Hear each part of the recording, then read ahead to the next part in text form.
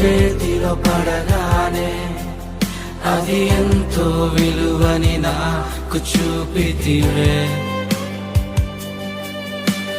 జీవమే లేని నాలోని జీవమును నింపుటకు నీ జీవితాన్నే తారబోసితివే. నీది శాశ్వత ప్రేమయ నేను మరచిపోలేనయా. ఎన్ని యుగాలైనా మారదు. ఎండిన ప్రతి మోడును మరలా చిగురించును నా దేవుడు.